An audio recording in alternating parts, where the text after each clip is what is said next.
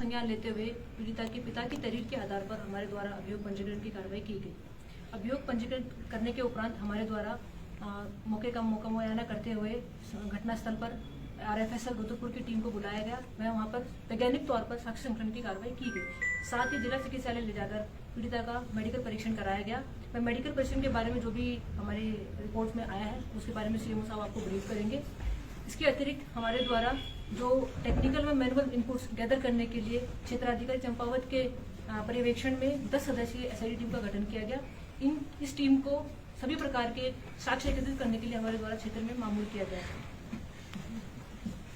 इसके अलावा जो पूरा घटनाक्रम जो हुआ है उसके संबंध में हमारे द्वारा टेक्निकल, मैनुअल, CCTV फुटेज इत्यादि साक्ष्यों का जब संग्रहण किया गया तो जो घटना वर्णित की गई थी उसमें भिन्नता पाई गई। पीड़िता के बयान व जो उसके साथ जो साक्षी थे उनके बयान और जो टेक्निकल इनपुट थे इन सभी में विरोधाभास जब देखा गया तो हमारे द्वारा उस पूरे प्रकरण को लेकर के इसका रूट चार्ट बनाया गया, जिसमें घटना की सत्यता को लेकर के सवाल व संदेह खड़े हुए। हमारे द्वारा सभी साक्ष्यों का पिरोते हुए एक रूट चार्ट तैयार किया गया। वह घटना में वर्णित तथ्यों का जब उसमें हमारा एनालिसिस किया गया तो ये जानकारी संज्ञान में आई कि घटना जिस प्रकार से वर्णित की गई वह वैसा होना नहीं पाया गया। पीड़िता से जब इस संबंध में पुनः बात की गई और उसके संबंध में उनसे जब विचारण किया गया तो पीड़िता द्वारा यह स्पष्ट किया गया, वह एक्सेप्ट भी किया गया कि जो घटना जिस प्रकार से वर्णित की गई वह घटना उस प्रकार से होना नहीं पाई गई है।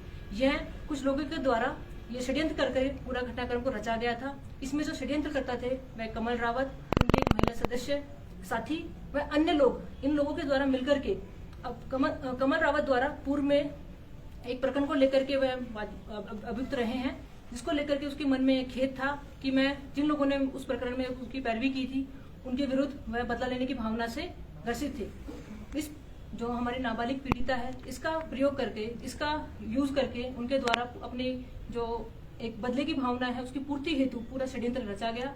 इस षड्यंत्र को रचने के लिए उनके द्वारा जो पीड़िता है उसकी दोस्त की शादी के समारोह को उन्होंने प्लानिंग का अपना एग्जीक्यूशन डे था। उस दिन पीड़िता अपने दोस्त के साथ अपने दोस्त की शादी के साथ समारोह जब खत्म हो गया तब वह उनकी प्लानिंग थी कि वो विनोद जो कि पीड़िता का दोस्त है उसके घर जाएंगे और वहां पर पूरा प्लानिंग जो उन्होंने की थी उसको अंजाम देंगे। क्योंकि विनोद पहले ही घटनास्थल से चला गया था, शादी समारोह से चला गया था, तो उनके उस प्लान की पूर्ति नहीं हो पाई। तो उन्होंने सोचा कि आज हम जो प्लान हमने बनाया है उसको एग्जीक्यूट जरूर करेंगे। तो उनके द्वारा ही विनोद के किसी परिचित का एक डेयरी के निकट जो आवास था उसको अपना घटनास्थल के रूप में चिन्हित किया गया। वहां पर जाकर के उनके द्वारा स्वयं द्वारा वहां मौके पर पहुंच करके पूरा जो षड्यंत्र है वो रचा गया और इस प्रकार से पूरे षड्यंत्र को दिखाया गया कि यह एक सत्य घटना है। जबकि जिन व्यक्तियों के नाम तहरीर में नामजद किए गए हैं उन व्यक्तियों की मौजूदगी ना ही तो टेक्निकल आधार पर, ना ही जो स्वतंत्र साक्षी है उनके आधार पर उसकी पुष्टि हो पाई है। उनकी मौजूदगी अन्यत्र कहीं पाई गई, घटनास्थल के निकट भी उनकी मौजूदगी नहीं पाई गई। तो इस पूरे प्रकरण में जो मास्टरमाइंड था वह कमल रावत, उनकी महिला मित्र, उनके साथी थे, जिन्होंने पीड़िता का उपयोग करते हुए, उसका यूज करते हुए उसको झूठा प्रलोभन यह दिया गया कि उसके जो बीमार पिता है उनका उपचार करा जाएगा, उसको आर्थिक रूप से उसको मदद की जाएगी। इस प्रलोभन और झांसे के चलते उसके द्वारा पीड़िता का यूज करते हुए अपने उद्देश्य की पूर्ति हेतु पूरे इस स्वांग को रचा गया और एक नाबालिग का यूज करते हुए उन्होंने नाबालिग के साथ इस प्रकार की विभत्स घटना कारित की जो शर्मनाक है, शर्मसार है। और मैं अंत में यही कहना चाहूंगी कि ये दुष्कर्म नहीं षड्यंत्र था, उसका भांडाफोड़ हमारे द्वारा किया गया है और जिन लोगों ने भी ये पूरा दुष्कर्म रचा है, षड्यंत्र रचा है, उसके खिलाफ सुसंगत धाराओं में वैधानिक कार्रवाई अमल में लाई जाएगी। मैडम, जो अब घटना हुई, जो कल FIR हुई थी, उस FIR में क्या चेंजेस होंगे और नई FIR जो मुख्य साजिशकर्ता हैं कमल रावत और उनकी जो महिला साथी हैं तो उन पर क्या होगा? क्या अभी जो 3 लोग एक्यूज्ड हैं पिछली FIR उनको छोड़ दिया जाएगा और गिरफ्तारी वगैरह क्या स्थिति है? अभी जो FIR पंजीकृत है उसी के संबंध में हमारी विवेचनात्मक कार्रवाई प्रचलित है। बिकॉज अभी ये तथ्य संज्ञान में आया है और ये जो अनावरण हुआ है वो जो मेन पॉइंट था उसको लेकर के था। क्योंकि विवेचनात्मक कार्रवाई के अन्य पहलू भी होते हैं, उन पहलुओं को हमारे द्वारा विवेचना में समायोजित किया जाएगा और इसी प्रकरण में अगर इसकी वृद्धि होगी हम वृद्धि करेंगे या दूसरा अभियोग पंजीकृत किया जाएगा तो उस माध्यम से भी हम जो षड्यंत्र करते हैं उनके विरुद्ध कार्रवाई अमल में लाएंगे। तो क्या कमल रावत लोग अरेस्ट हो गए मैडम? जो नहीं, अभी किसी की अरेस्टिंग नहीं हुई है, उनसे भी इस संबंध में पूछताछ की जाएगी। बिकॉज पीड़िता द्वारा माननीय न्यायालय के समक्ष इस पूरे घटना की जो सत्यता है उसके बारे में उजागर किया है। माननीय न्यायालय के समक्ष पीड़िता ने यह स्वीकारा है कि जो भी पूरा ये घटनाक्रम वर्णित हुआ था वह उस प्रकार से नहीं था, पूरा यह षड्यंत्र था। पीड़िता के साथ किसी भी प्रकार का जो नामजद अभियुक्त उनके द्वारा कोई दुष्कर्म नहीं किया गया। ये 164 मीडिया में ये 50 लाख का प्रलोभन दिया गया करते तो क्या होगा? ऐसा कोई तथ्य भी हमारे प्रकाश में नहीं आया और ऐसा कोई मैडम एक फोटो वायरल हुआ था जिसमें से एक आरोपी जो युवक है वो उसे जो पीड़ित युवती लड़की है उसको ले जा रहा था बाइक में, तो उसमें भी कुछ जानकारी मिली कि वो नहीं, यह उनके साथ प्रकरण- स्वतः गई थी या यह प्रकरण बताया, जैसा कि बताया कि पीड़िता के मित्र की शादी थी जिसमें वह अपने दूसरे मित्र के साथ बैठ करके वो उस शादी में सम्मिलित होने के लिए गई थी। मैडम आपने भी बताया कि कोर्ट के सामने पीड़िता ने कहा कि जिन लोगों पर मामला दर्ज हुआ है ये जो है इसमें शामिल नहीं थे। क्या कोर्ट में पीड़िता ने ये कहा है कि कमल रावत ने ही ये सब करा धरा है? हाँ, पीड़िता ने न्यायालय के समक्ष ये स्वीकार किया है कि जिनको नामजद किया गया है उनकी किसी प्रकार से पूरे प्रकरण में कोई संलिप्तता नहीं है और जो संलिप्तता जो पूरा प्रकरण है वह कमल रावत, उनकी महिला मित्र व अन्य सदस्यों द्वारा रचित। जिस घर में ये ये कमरे। रचा गया वो किसका है? वह नवीन रावत, नवीन सिंह का है, नवीन कुमार सिंह का है। तो इनके यानी ये भी इनके साथ मिले हुए थे? नहीं, बताया जैसे कि बताया कि ये पूर्व की रंजिश के चलते उन्होंने पहले से ही प्लानिंग के तहत पूरा ये षड्यंत्र रचा था। उन्होंने एक घटनास्थल चिन्हित किया जहां पर पूरा अपनी जो षड्यंत्र की जो पूरी कहानी थी उसको वहां पे उसको होना वहां पे दर्शाया। मैडम नवीन के घर के चाबी, ताला, मकान इनके पास कैसे आया? ये कैसे वो दूसरे के मकान में जाके चले गए और ताला चाबी भी इनको मिल गया उस कमरे में? जो नवीन का जो मूल घर है वह दूसरा है। यह घर उसकी डेयरी है। डेयरी के समक्ष के सामने 2 कमरे हैं। उसमें एक कमरे में उनका सामान रहता है जिसको ताला लगा है, दूसरे कमरे में खाली पड़ा था जिसमें किसी प्रकार का कोई ताला इत्यादि नहीं था, इसीलिए उस कमरे का प्रयोग इनके द्वारा किया गया। वापस इन्होंने जो ताला खरीदा है क्या वो खरीदा है या पुराना ताला है? इस संबंध में जांच चल रही है।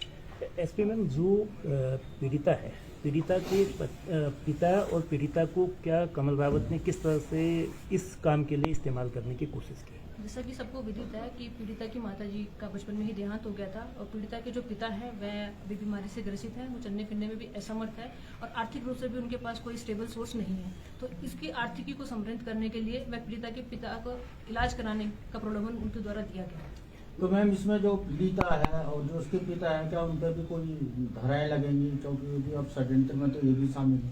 क्योंकि विक्टिम नाबालिग है और नाबालिग कभी षड्यंत्र स्वयं से नहीं कर सकती है, उसको तो मोहरा बना करके यूज किया गया है। जिस प्रकार से भी उसको यूज किया गया है वह हर प्रकार से विक्टिम ही है, तो उसको हम दृष्टिगत रखेंगे और विक्टिम को किस प्रकार से हम सहायता कर सकते हैं उस पर भी हमारे द्वारा पूरा ध्यान दिया जाएगा। मैम, ये उनके पिता है। आज एक कांग्रेस कार्यकर्ता जब आपसे मिले थे तो उनमें एक पत्र वो आपको उन्होंने दिखाया कि 50 लाख देने की पेशकश की गई है इस समझौते कराने को लेकर, उसमें कितनी सत्यता है? और दूसरा, इस घटनाक्रम के दौरान जो पीड़िता के पिता थे वो अपने घर में नहीं थे, ऐसा लोगों का कांग्रेस के कार्यकर्ताओं का कहना था, तो वो कहाँ थे? नहीं, पीड़िता के पिता पीड़िता के साथ ही थे पूरे समय और ऐसा पीड़िता के पिता चूंकि पुलिस के भी संपर्क में है, उनके द्वारा किसी प्रकार से किसी भी प्रलोभन या लालच के जो कि अन्य किसी व्यक्ति द्वारा दिया जा रहा है इस संबंध में कोई साक्ष्य ऐसा प्रस्तुत नहीं किया गया। मैडम पुलिस ये कह रही है कि उसके पिता जो है बीमार थे। हमने भी देखा, सबने देखा उसके पिता वाकई में बीमार है। ऐसी स्थिति में उसको कोतवाली में या अन्यत्र कहीं रखने के बजाय आपने उसको सुरक्षा देके उसके घर और अस्पताल में क्यों नहीं रखा? सबसे बड़ा सवाल, क्योंकि वो उनके काफी बीमार थे, वो वैसे ही पता चल रहा था, दिखा भी आपका भी कहना है, तो उसे कोतवाली में रखने, अस्पताल में आप रखते, सुरक्षा के साथ रखते, फिर ऐसा क्यों? हमारे द्वारा पीड़िता के पिता को किसी प्रकार से कहीं नहीं रखा गया है। पीड़िता के पिता अपने ही जो निजी जो भी उनकी व्यवस्थाएं थी उसमें वो रहे हैं।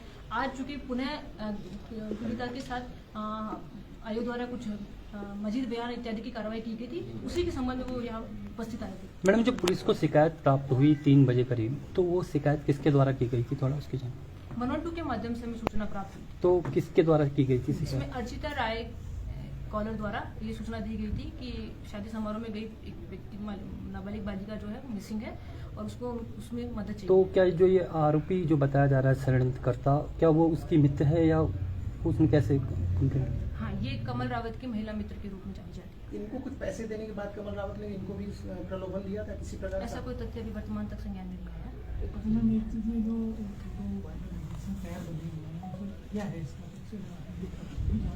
जैसा कि बताया गया है कि पूरा षड्यंत्र इनके द्वारा रचित है, तो वो सारी घटनाक्रम जो हुई है, जो दिखाया जा रहा है, वह उन्हीं का प्लान का हिस्सा है।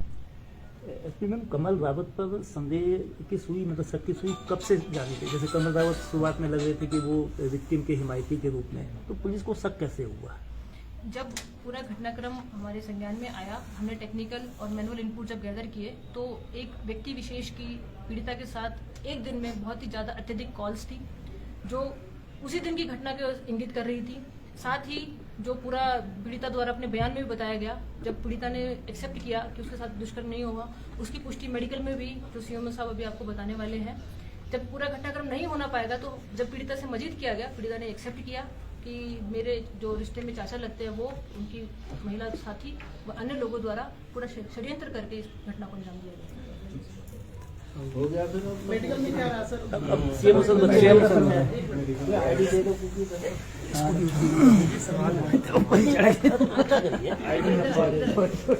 ये लाइट सबकी लगा दो, उधर आना पड़ेगा ना, उसके हिसाब से तो एंगल नहीं बनेगा, मेरे भी लगा देगा।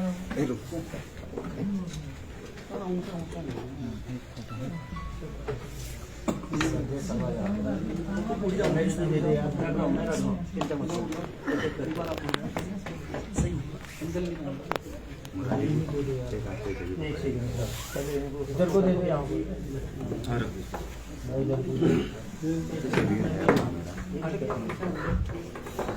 सर मेडिकल के लिए वो पीड़िता आपके यहाँ के अस्पताल में कितने बजे गई और कितने घंटे लगे और क्या रहा रिपोर्ट में? एक सेकंड यही बना दो।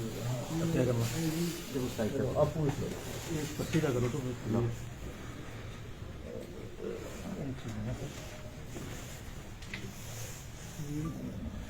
सर बताइए प्लीज। सर मेडिकल को लेकर क्या निकला? पीड़िता का जो मेडिकल हुआ था उसमें क्या रिपोर्ट सामने आई है और इसमें क्या पाया? कल 6 तारीख को सुबह 7:15 बजे पुलिस के द्वारा ये जिला अस्पताल में लाए गए थे और 7:30 बजे सुबह मेडिकल एग्जामिनेशन हमारे महिला चिकित्सक द्वारा शुरू कर दिया गया था। तो इसमें जो भी कार्रवाई हुई, जो हमारा प्रोसीजर है उसमें जो टाइम लगा वही लगा, बाकी हमने पूरा टाइम से करके पुलिस को हैंडओवर किया है। तो सर मेडिकल में क्या निकला? दुष्कर्म की पुष्टि हुई या नहीं हुई? क्या पूरे मेडिकल में देखा जाए तो उसके शरीर पर किसी तरह के कोई बाहरी चोट के निशान, किसी स्ट्रगल के निशान नहीं थे। अंदरूनी आंत में भी इस तरह के कोई जबरदस्ती के, कोई स्ट्रगल के निशान नहीं पाए गए हैं। सर रस्सी से उसको बांधा गया था, उस पर कुछ वहाँ पे निकला? जैसे मैंने बताया, उसके शरीर पे किसी तरह के कोई निशान थे। रस्सी बांधने जो नोट के साइन आते हैं वो भी निशान नहीं सर थे मेडिकल टेस्ट और चेहरे से लेकर पैर तक किसी भी तरह के कोई किसी तरह चोट के निशान नहीं थे। राइट इस पे रिस्ट पर जरूर एक निशान था, लेकिन वो ब्लूज का वो 3 दिन पुराना था। 3 दिन पुराना, उसका कलर के हिसाब से हम बता सकते हैं किस दिन का कितना है। तो वो ब्लूज था, वो 3 दिन पुराना था, इससे कोई संबंध नहीं है। सर शरीर पूरे शरीर पे किसी तरह के चोट का स्ट्रगल के निशान नहीं चोट के थे। निशान और दुष्कर्म की बात हो रही है। दुष्कर्म के लिए बताइए क्या ये पुष्टि हुई है नहीं? नहीं हुई? क्या इसकी कोई जांच रिपोर्ट या कोई फॉरेंसिक दुष्कर्म की रिपोर्ट पुष्टि हुई है आनी नहीं? है? जैसे हमारे महिला चिकित्सक द्वारा बताया गया, मैंने भी खुद अपना उसका पूरा देखा है, उसको पूरा स्टडी किया है इसको, तो उसमें ऐसा किसी तरह का कोई दुष्कर्म का नहीं पाया गया है। क्लियर है सर ये मामला क्लियर है पूरा? क्लियर है, बिल्कुल कोई दुष्कर्म का नहीं पाया इसमें गया। जांच रिपोर्ट अभी आनी है या हाँ, सैंपल जो हमारा आपने भेजे? प्रोसीजर है, जो हम जांच के लिए स्वैब लेते हैं, हेयर लेते हैं, जो भी चीज हम लेते हैं, कपड़े सील करते हैं, वो तो हमारा प्रोसीजर है, वो हमने अपने करके पुलिस को दे दिया है। सर आपकी तरफ से पूरी जो जांचें थी वो पूरी हो चुकी हैं, मतलब हाँ, क्लियर हमारी आपका पूरी ये है? जांचें पूरी हो चुकी हैं। पूरी हो चुकी है ना? ठीक है, थैंक यू।